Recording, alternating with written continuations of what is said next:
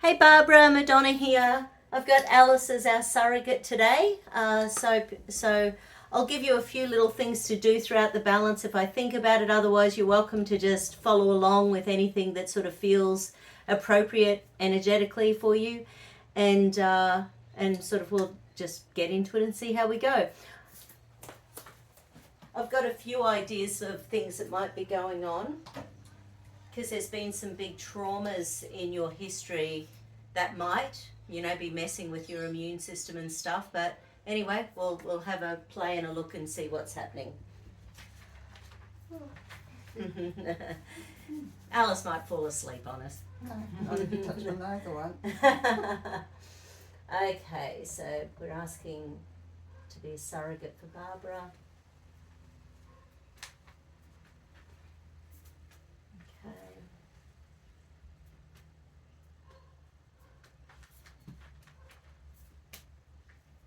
Okay, is there anything else we need to do to get Barbara's energy into the circuit?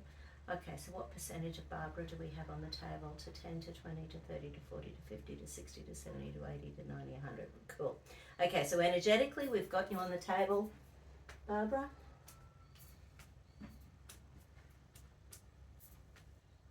Okay.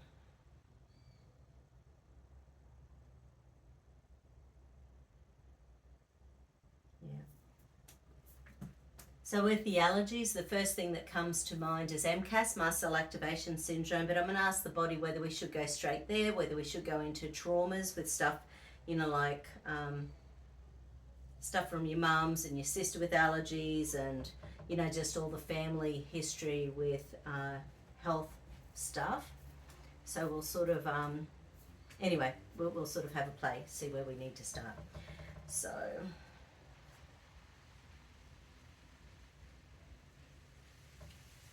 No, we need to get into the immune system first.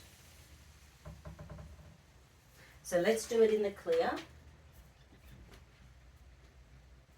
So these little points, every time I'm tapping them, it's just below the clavicle, the collarbone, and then the side of the body. When you put your elbow down like that, it's pretty much there. So it's sort of like these little guys and these little guys. If you want to tap along, every time I'm checking something, saying something, you're welcome to. Anytime I'm doing anti-clockwise over the heart, that's what that is, and that just helps to integrate your left, right side to the brain, front, back, up, down. And, I'll regularly be running the central meridian from the pubic bone up to the chin. Anyway, if I think of anything else that will just, keep you included, then I'll let you know. So let's check the immune system points overall.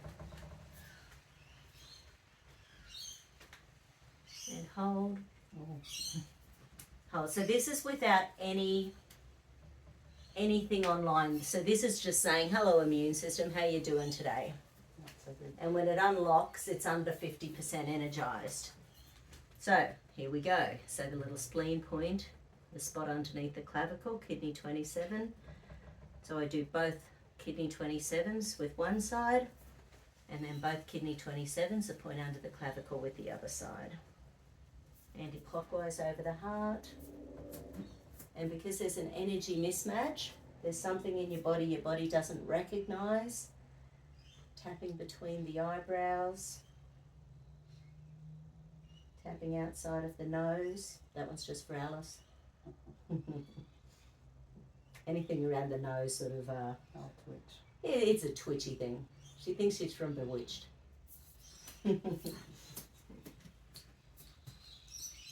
Okay. Outside of the big toe and the soft spot under the feet. Inside of the big toe and outside of the baby pinky toe. So these are the energy mismatch points. It's something in the body your body isn't recognizing. The body doesn't see something as good, bad, evil, happy. There's things going on that it just does not recognize.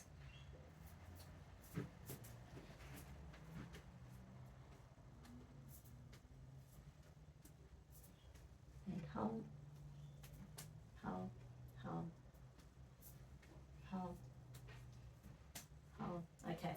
Now, because it's been a year, let's just ask the immune system about stress and stress hormones. Stress and stress hormones. So if it unlocks, then stress is messing with your immune system. Hold. Okay. Hold. Hold. Hold. Hold. Yeah, okay.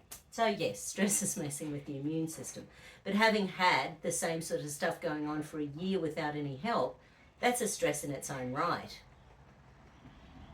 Not to mention the year you've had. Oops, sorry.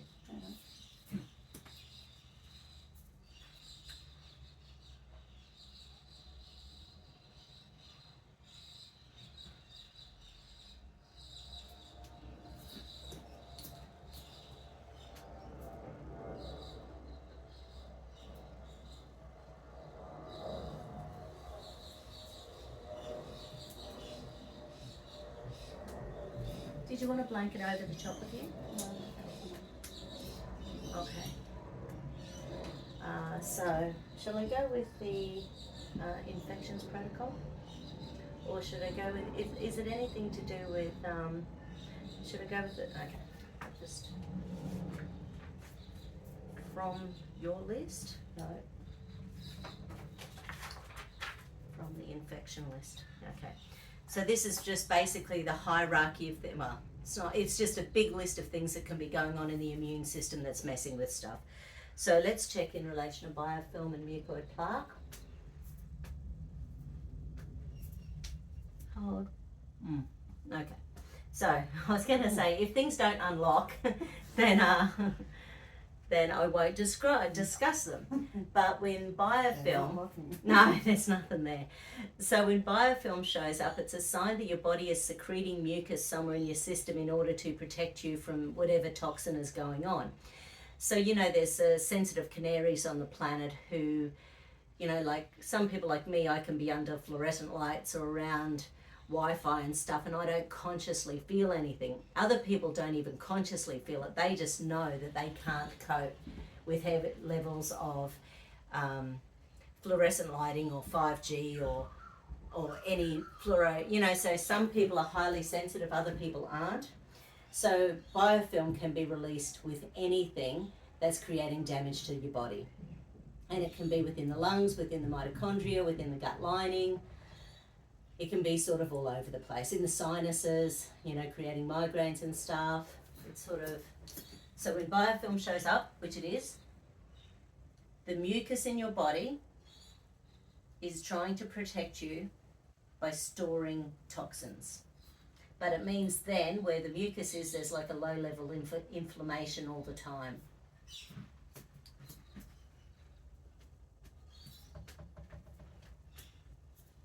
Hold. Hold. Hold. Hold. Hold. Okay, in relation to microbiome degradation. Hold. Hold. Hold. Hold. Hold. Let's check thymus gland. You know, one of those old yogi techniques is standing at looking at the morning sun, tapping on the thymus gland. It helps to wake up the gland and boost your immune system. If you do that for a couple of minutes each morning, it just helps to it just helps to wake up your immune system. Okay, so thymus.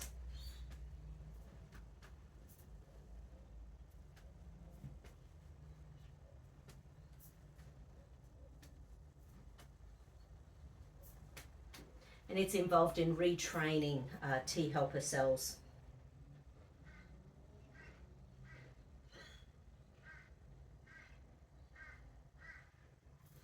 It's not particular. I'm just going to check in relation to bacteria and bacterial particles.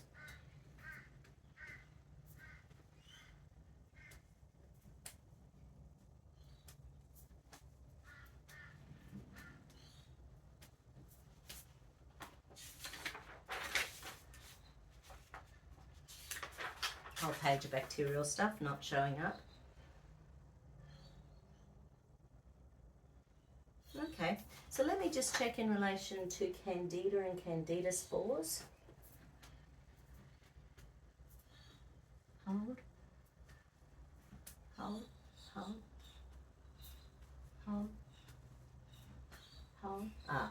Okay, so it said on the page it said there was something going on. The core immune system is saying that Candida's okay, but there's an energy mismatch to it. And Candida, like a lot of bacteria and the whole microbiome and a lot of viruses in the biome, they can be good or bad depending on the balance. Like none of them are bad all the time, otherwise we wouldn't have them in nature. So it's really, so at the moment there's some Candida in your system that your body isn't recognizing and doesn't know how to deal with. And that can be anywhere again. I mean, there's a couple of obvious signs. One of them's having a white coated tongue in the morning when you wake up.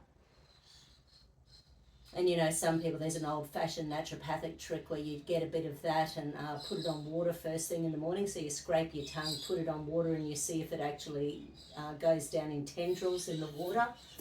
And that, it's not, you know, it's not a be all and end all, but it's a bit of a sign that something's going on.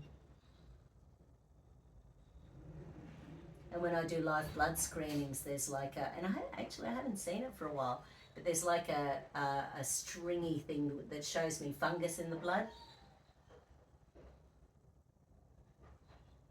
Past year I've been seeing all sorts of things, but I haven't seen that. I'll see if there's any particular strains that jump up at me.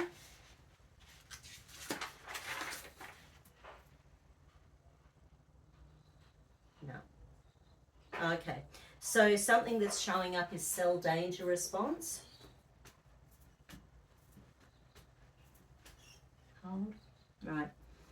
So cell danger response, it's a protection mechanism.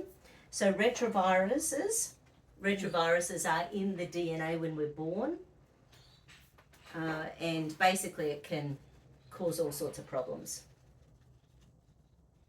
So it can be reactivated by stress, not easy to find in laboratory tests. But basically it means that the immune system's on high alert a lot of the time.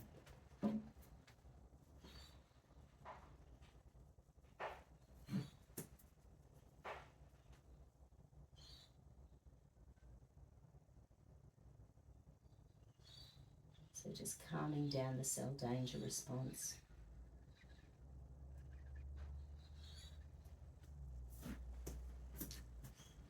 And you can imagine if the immune system's been a bit hyper active, and because of all the rashes and the itching and that sort of thing, you know, I haven't got there yet on my list, but I'm suspecting there's going to be some MCAS going on, some mast cell activation syndrome.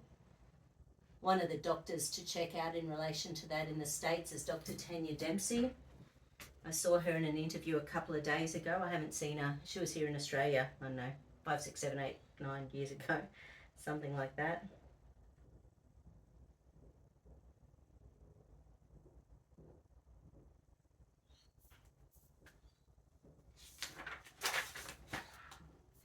Trying to think who the other doctor was that she was chatting with. Okay, so CIRS is also showing up, chronic inflammatory response syndrome. And this one, you can imagine, as it sounds, it's 80% of it is to do with molds. So I don't know whether there's molds where you live or whether you've been so whether you've lived somewhere where there's been lots of mold and whether that's been challenging, or even outside the house, or even just during damp weather. You know, that mold can get into our lungs and into our sinuses.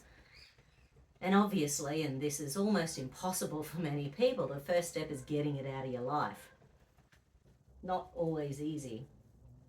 When we were young, we lived up in Cooktown when my hubby was still a teacher, and because Cooktown is North Queensland and it's very hot and humid, and we have we've got high levels of humidity here in Queensland a lot of the time, even during the colder weather. But if we went away for a few weeks over summer and then came home, like half the walls in the house would have mold on them again. And we would just know that would be the case. There was nothing you could do about it. And there was always bleaching the walls. Oh, and bleach is so bad for us.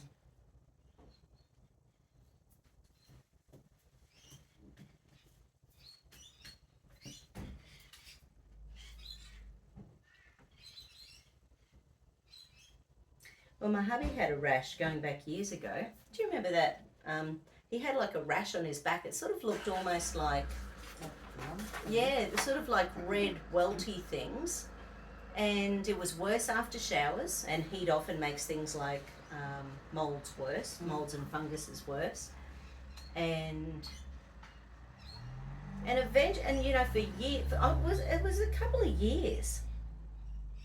And then one day, when we got our pool put in about 6 years ago, 7, 8 years ago, once again, I don't know how long ago it was, 6, 7, 8 years ago. And I remembered being outside at the pool, and we looked up at the blinds outside our bedroom windows, and they were black with mold. Oh, wow. From inside, they didn't look that bad, but from outside, they were completely black. So we got rid of them, and within, well, it still took months, but within a few months, Jay's rash went away and it never came back again. Whereas I'd been giving him heaps of supplements, and once again, if you don't get rid of the source of it. Now, because there's skin stuff going on, I'm going to check Demodex. So that's a little mite that burrows into the hair follicles. So I'm just going to check. Might not be there, and I don't want it to be there, but let's just check in relation to Demodex, Barbara.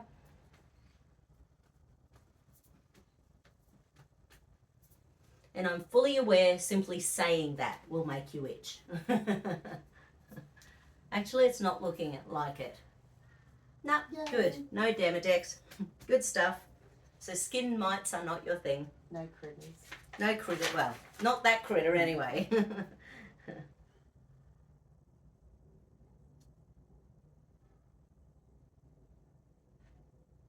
Okay, let's check ectoparasites. So ectoparasite, oh hello. Ectoparasites are parasites that live on foods and things.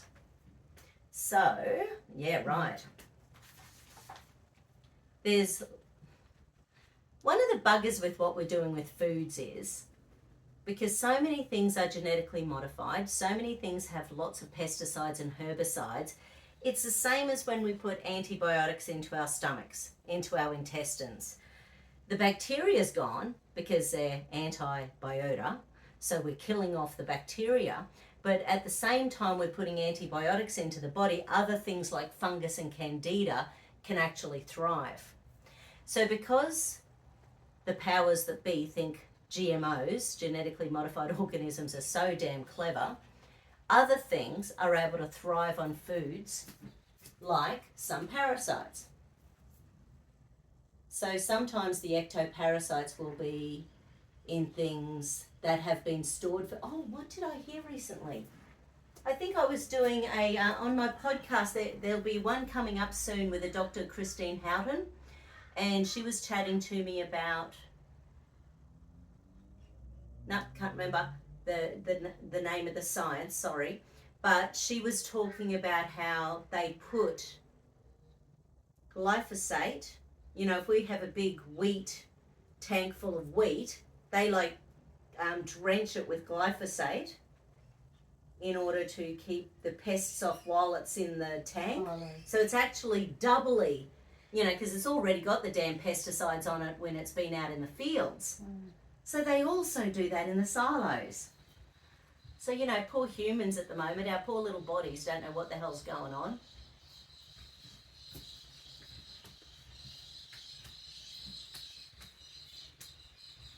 Okay, so ectoparasites. So this is just getting your immune system to recognize lots and lots of different things. Barbara, at some stage it'll stop giving me any yeses because at some point it'll go, nope, that's enough. And then I'll need to do the other side of the equation, so do a balance around everything we've got stacked in.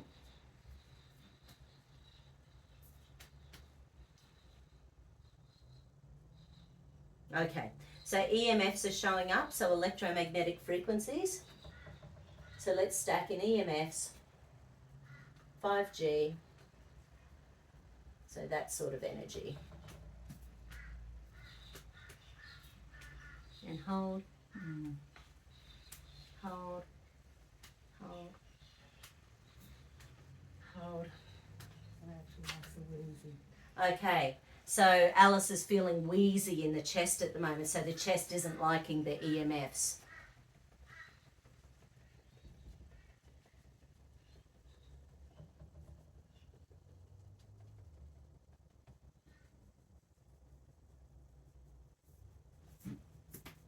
Yeah, I think people across the planet really need to look at how we're protecting ourselves from EMFs and 5G and that sort of thing, because our governments are absolutely not going to protect us. So everyone needs to have some things in their home that help to protect them and on their person as they wander around the world.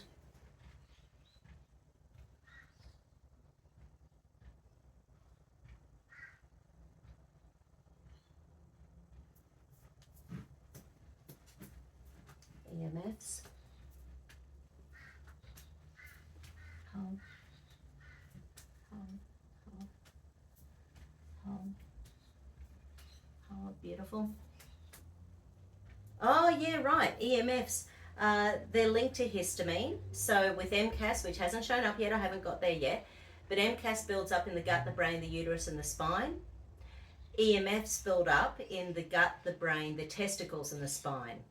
So EMFs and histamines attract each other in the body. So if you've got a sensitivity to EMFs, which you do, and you're going to have a histamine issue, regardless of whether it's MCAS, mast cell activation syndrome, you've definitely got a histamine issue because of all your rashes and your itch. That's histamine. So without a doubt, that's going on. But the two of them together are actually going to be doubly creating inflammation within your cells. But over a lifetime, they build up and they affect the electrical energy, the heart, the brain. They can be linked to all sorts of things. And this is why we have to protect ourselves, because they can be linked to, anxiety and depression and negative thought forms. And also there's a big connection that when we're building up electromagnetic frequencies in our body, that it can reactivate Epstein-Barr virus. It causes glandular fever in the system. So you might have had it when you were 15 years old. So in theory, we've got lifetime immunity, but these things come out, and these aren't man-made things. This isn't your God-given immunity that's screwing up. It's because there's an external force that we've got no control over. So EMFs can attack your immune system and reactivate old viruses in your body.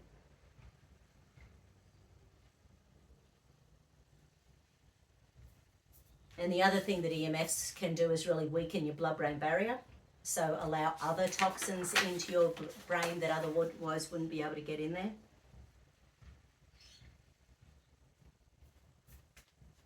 So this is good. There's a bunch of stuff here that isn't showing up. That's what we want. So it's not like absolutely everything is showing up. You'll be happy to know.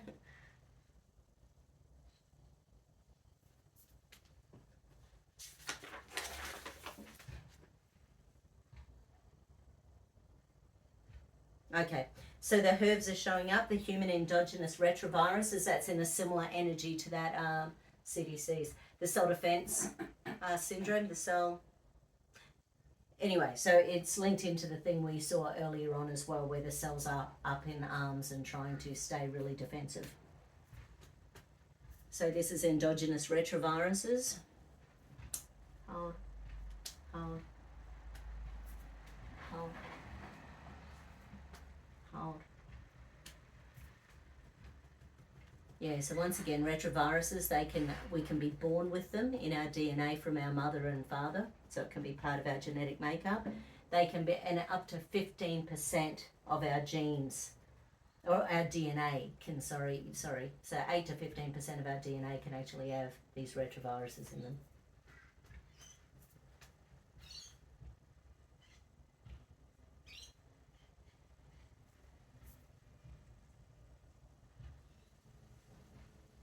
Okay, so human endogenous retroviruses.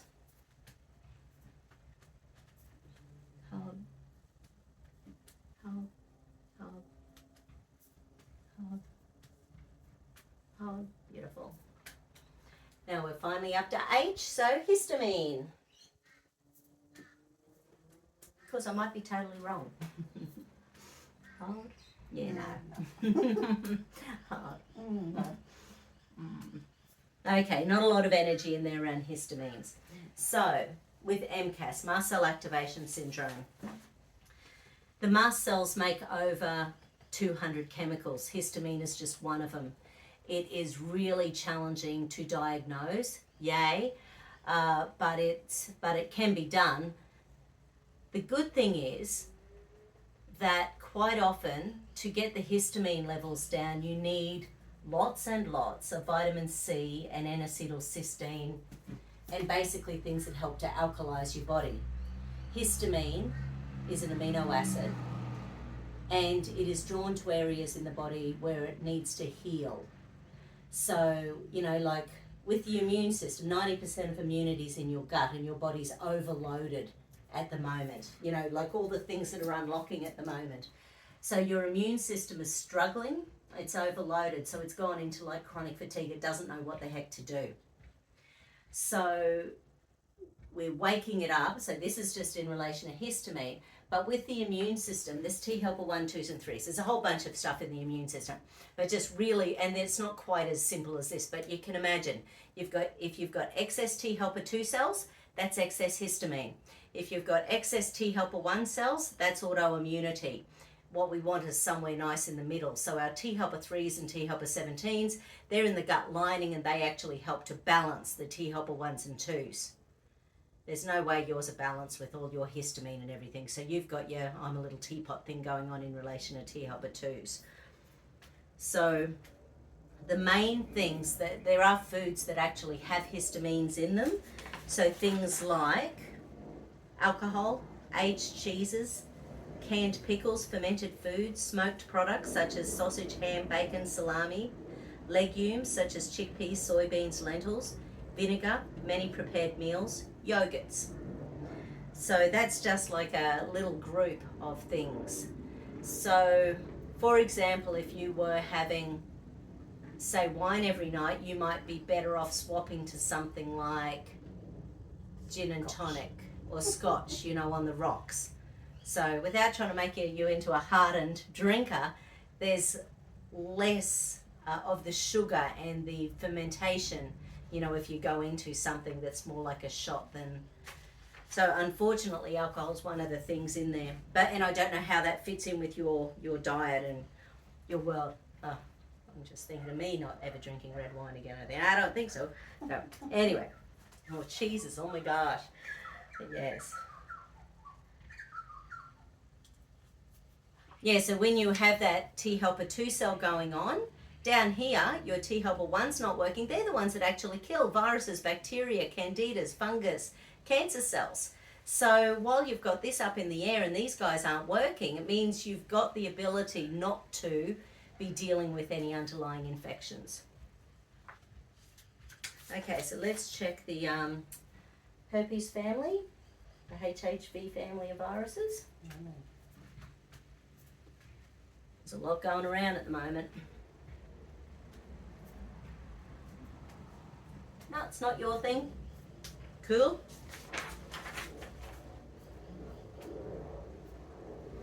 Well, let's check HIV, just for fun.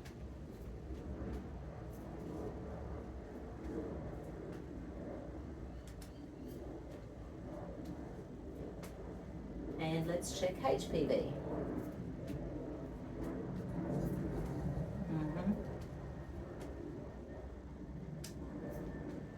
Which have worsened out of sight since they've been doing the jabs on the kids. Okay, so because things aren't locking now, aren't unlocking, I'm wondering either we've hit a spot in your immune system where it doesn't want anymore, or we've just hit a few pages where things just aren't in. So I'm going to start muscle testing, priorities only, because I don't want to miss something important for your body before we do the correction on it.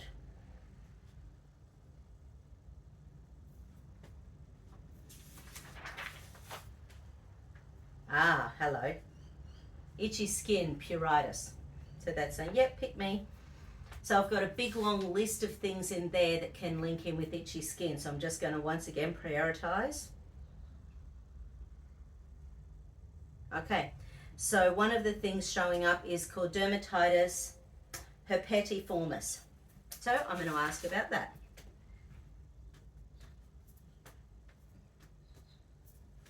Hold.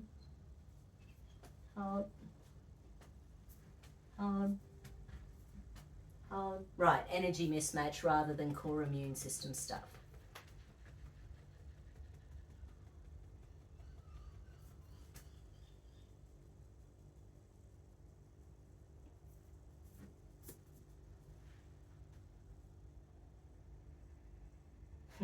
Okay. I'm going to go full conspiracy now. I'm going to have to add some things to my list. I was just thinking, you know, that military chick who was talking to that doctor I was talking to who was down at the lawyers about the ivermectin thing. So she was telling him all about chemtrails, and he thought she was a conspiracy theorist, and she's showing him all the data about what was in the atmosphere. And I was just thinking, I'm really going to have to start adding some things like that onto my list, because if I don't check them, I'll never know if they're there. But that's the sort of thing that causes something called Morgellons disease. Check that out, Morgellons. I'm sure that's not you, but it's worth having a look, and it can just make us feel really itchy because of toxins being dumped that get into our body, and because they're synthetic, or they're not supposed to be in our bodies, they can just make us itch like crazy people, and doctors just think we're drug addicts or nutso burger. Like my itchy bleeding ones. Like what? My itchy bleeding ones. Yeah. Oh yeah. Yes, indeed.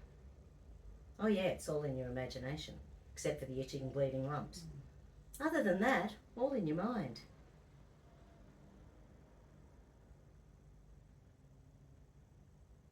Okay, so on my list for itchy skin and pruritus, I've just got a big A to Z list, like it's a big list.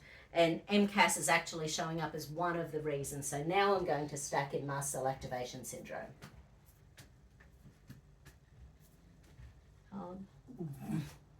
Yeah. Now, when you hop on the internet and start Googling it, there's something called mast cell. There's basically a cancer associated with the mast cells. That is not what this is. It is not what this is. So if you start reading that you're going to die in 2 months, ignore that and then go to Tanya Dempsey and hear her talk. So, because mast cell activation syndrome is very specifically for you about histamine building up in the cells in your body. We need to cleanse out that histamine. If you don't have a hormone called DAO, diamine oxidase, DOA, diamine oxidase, DAO, then basically you don't have the enzyme you need to pull out the histamine once it's been used. But histamine's a healing agent. So if your gut's injured because of stress or toxins or diet or whatever, or if your brain is injured because of anxiety or trauma or stress or whatever, or if so basically if your body gets injured, histamine goes to that area to help it heal. It's a healing agent. So all these, and you can imagine medically they just whack us on antihistamines and, don't think twice about it. But it's actually trying to heal something in your body. It's the same as with cholesterol. If your cholesterol's high, your body is trying to heal your capillaries. Your body's trying to do something good.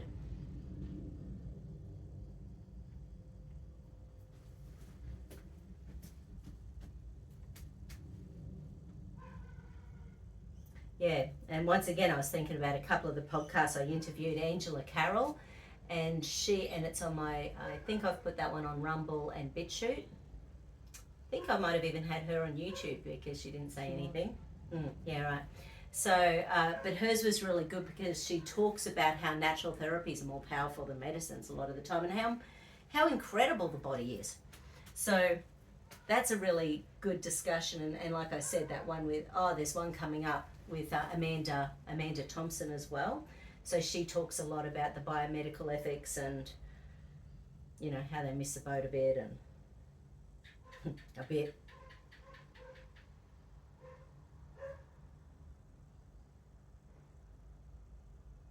Okay, so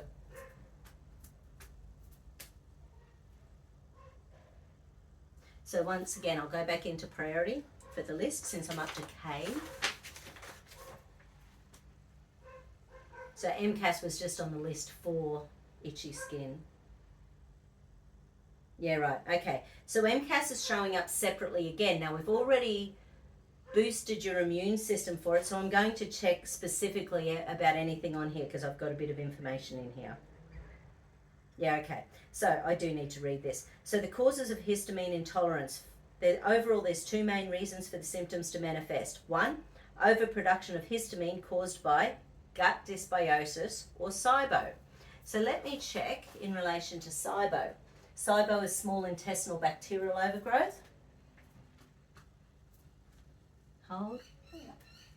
And I don't know if you've got fatigue or muscle aches and pains, but SIBO, no, sorry, the other way around. People with chronic fatigue, 100% of them have got SIBO. People with fibromyalgia, 80% of them have got SIBO. So small intestinal bacterial overgrowth is when the bad guys are taking over the gut. So you've got to think prebiotics, you know, things like garlic and onion and, you know, fruit and veggies, all the colour of the rainbow and things that are high in fibre, and obviously not yogurt because at the moment that contains histamine for you, but it's fresh fruit and veggies.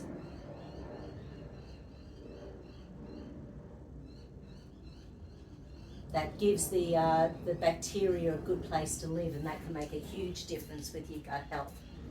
And the things that feed SIBO are sugar and carbohydrates. And everyone loves sugar and carbohydrates.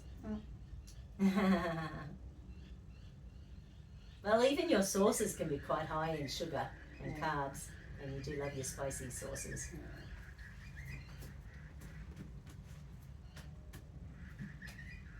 Doesn't need to be sweet to be high in sugar. Okay, so now I'm going to check the core histamine receptors. Oh, so sorry. One is the overproduction of histamine caused by gut dysbiosis and SIBO. Certain bacteria in the gut produce histamine, and other types of bacteria degrade it, maintaining balance. So, and the second thing is the lack of DAO, the lack of diamine oxidase. So I'm going to check your individual histamine receptors. So in relation to the H1 receptors,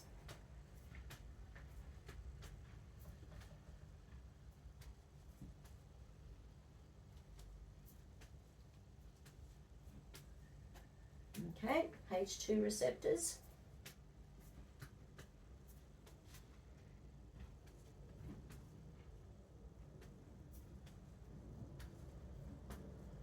nope, H3 receptors,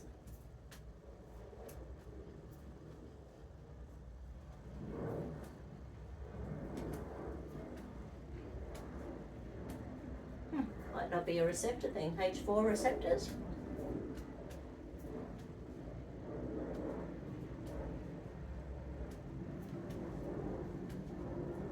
Nope. So now I'm going to check your stomach and small intestine for the release of diamine oxidase. So firstly, there's a pec major muscle. So pectoralis, so hold, beautiful, and hold, good. Now bend your leg, bend, that's it. Hold up, I'm pushing down, beautiful. Bend and hold up, I'm pushing down. Okay, so stomach and small intestine in the clear are working well. So now I'm going to ask in relation to optimal levels of DAO. Optimal levels of diamine oxidase, hold, no. And hold, so stomach's too low. Optimal levels of DAO, hold. Oh, sugar. And hold. Okay, so neither your stomach nor your small intestine is making enough DAO. Once again, it might be because of mucus in there. So if you've got mucus lining the whole way through your gut, you know, you might have destroyed the little villi in the intestine, so the enzymes can't be released. So it might be a slow process of breaking down that mucus in your intestines, but for now, I'll activate the energy so that your stomach and small intestine remember that they're supposed to release DAO, because if they've forgotten the process, they're not going to do it. And if they think histamine is only good and it's only there to save you, which, you know, generally it is, but once it builds up, it's a problem.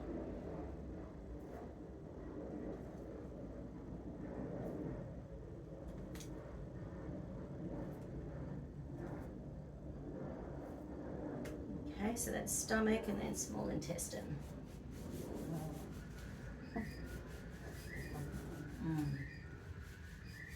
Okay.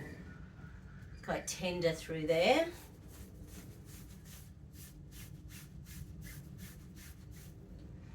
Okay, let's see if we need more optimal levels of DAO. And hold, beautiful.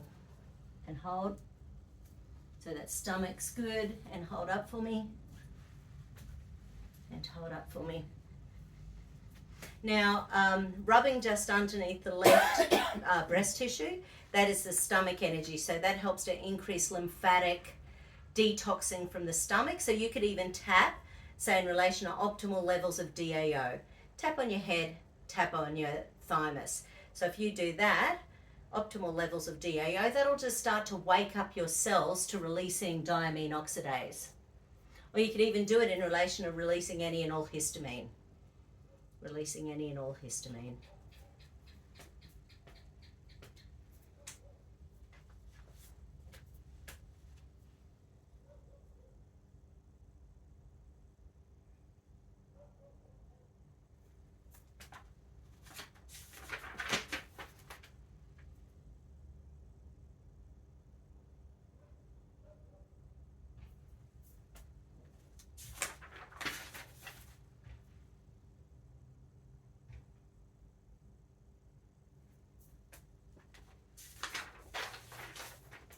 Right, so ectoparasites showed up before. I just went through mycotoxins. There's a whole bunch of them and they're not showing up. You'll be happy to know. Well, I was happy to know. There's a whole wad of them that go on. Okay, so something's showing up in parasites. So let's check. Yeah. So in your immune system, if you've got high levels of parasites, one of the white blood cells that your body will release in order to try to kill off the parasites are eosinophils. Eosinophils are also the one that's high in your body if you've got allergies. Eosinophils release histamine in your body. So, nice, yeah, big connection there. So let's check parasites and parasitic particles. And there's over 140 different types of parasites that are in the body. So it's an energy mismatch again. So your body isn't recognizing, doesn't know, once again, lots of things can be good or bad. So parasites, your immune system is saying it's all okay. But the energy mismatch is showing up there in relation to parasites and parasitic particles. In the live blood, there's about 3 or 4 different types of parasites that show up. And parasites as a whole release about 30 times less inflammatory hormones as when we start to kill them off. So there's lots of herbal anti-parasitic combinations of herbs. You can get something on iHerb or something like that. Just look at the reviews and see what people say. But then either side of the full moon, about 4 days either side of the full moon, if you take 2 or 3 times the recommended dose of a herbal anti-parasitic formula 4 days before and after a full moon, that's the time when they really thrive and create lots and lots of babies in your body. So that can be a really great way to just, every month just sort of, do a bit of a clean out. Don't know if you've ever had your appendix removed, but the appendix actually releases a little anti-parasitic substance all the time. So when we've had our appendix removed, we can end up with an overload of parasites. But the appendix doesn't do anything. Just whip it out. So now I'm going to have a look at the parasites and see if anything jumps up and down. It might not, but I just want to have a squiz because I've got a big long list here. Okay, so D. fragilis is showing up. So Dientamoeba fragilis. It's a single-celled parasite found in the gastrointestinal tract of all sorts of things, including humans, pigs, and gorillas.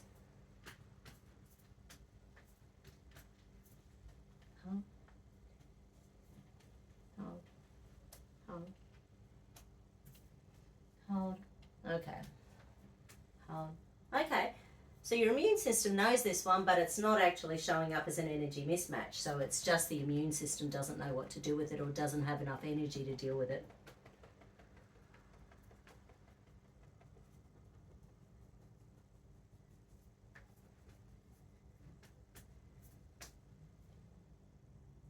And actually, I don't know if you can get ivermectin in the States, but it's actually a very, now that I know so much about it, it's actually a very safe anti-parasitic. Is it as of 3 days we're allowed to use it in Queensland again for the first time in 2 years, but not for preventing COVID. Oh my, yeah, couldn't do anything that worked. That would be crazy talk. Okay, liver flukes are showing up. So, yeah, so it's not as uncommon as it sounds, but let's just go in relation to liver flukes. I don't know if you've ever heard there's a liver cleanse that some people choose to do that has a combination of, like it's disgusting to do it, but it's that's not muscle testing up. Let me go hunt. Maybe it's showing up somewhere else because liver flukes aren't showing up within the immune system or the energy mismatch.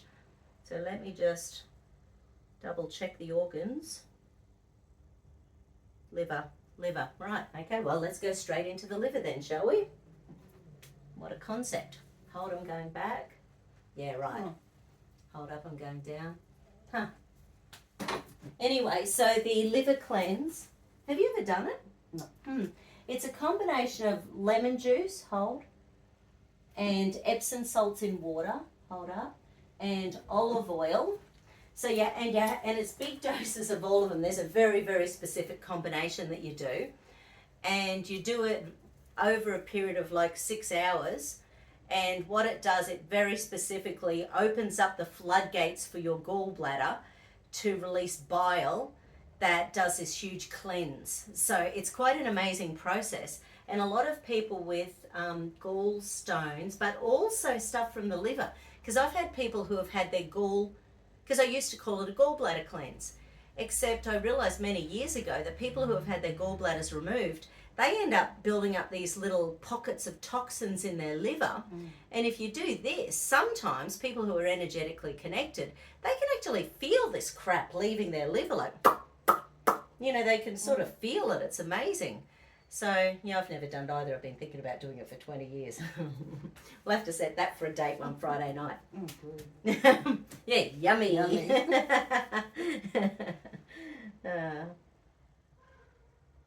Yeah, so anyway, it's through the liver. It's actually showing up very specifically the liver. Cool. And underneath the right breast is your liver lymphatic. So anytime you rub the left, you're supporting your stomach detoxing. Anytime you rub on the right, you're supporting your liver detoxing. And they're both tender for you, Barbara.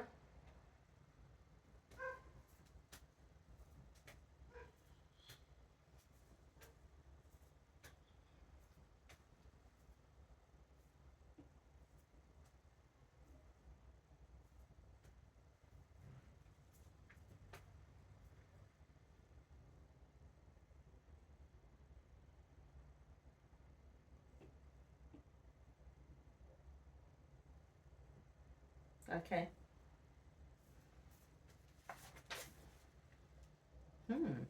Prions, I'll have to update that one too. Interesting. I'm looking at this and think, oh, got to add to that little list. Okay.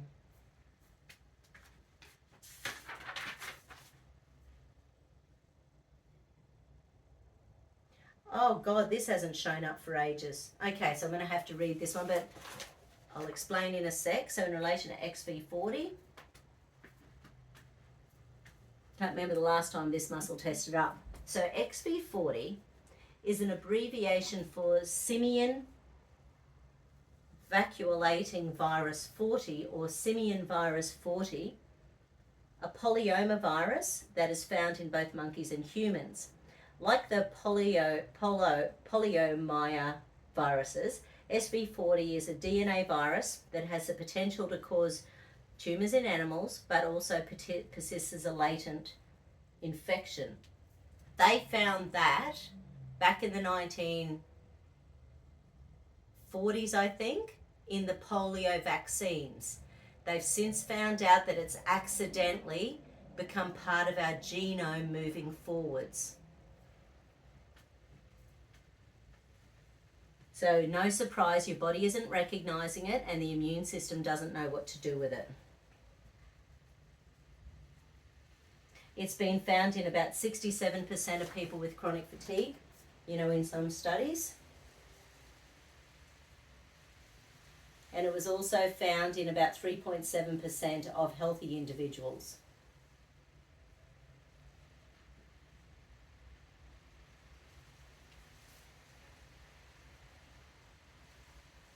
And generally they were found in both B and T lymphocytes, and infectious virus could be cultured from these cells.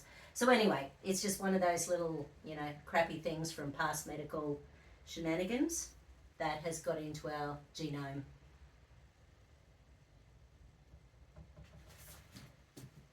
And I think when JFK came in, he actually said, yeah, we know about that, you better bloody stop it. Because the researcher was a woman and they abused her and told her she was crazy. And, as happens in science, nothing to see here, folks.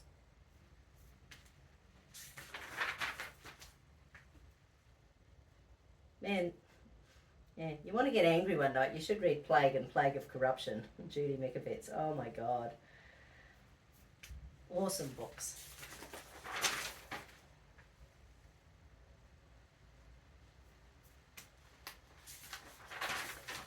Okay, so I think I'm hitting a spot where your immune system's gone, nope, and I happen to be up to Y, so I'm almost there. Oh, right, I've added other stuff at the end. Oh, that's interesting.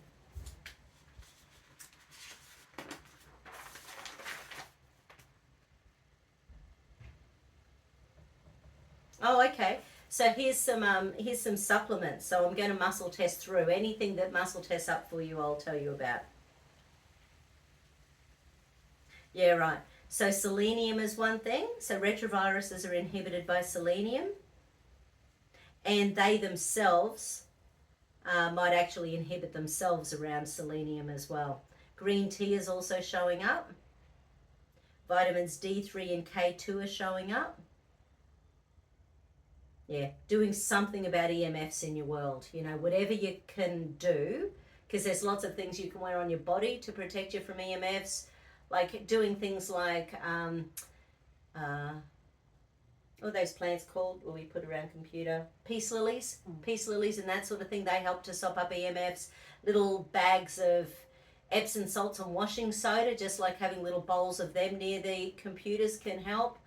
A lot of crystals, things like shungite, and also taking things like activated charcoal inside the body can help to stop up EMFs. Activated zeolites, the ones that have been heated to the 700 degrees. What else? Oh yeah, salt lamps. They release negative ions, so they help to change the energy. So you need to do something about EMFs. Olive leaf extract. Yeah, right, bioactivated carbon supplements. So activated charcoal really only binds toxins in the GI tract, whereas bioactivated carbon, it gets through your whole systems. Don't think we can get that in Australia. I looked for it a while ago and I think I was going to have to order some from Canada. Then I got distracted and didn't get anywhere.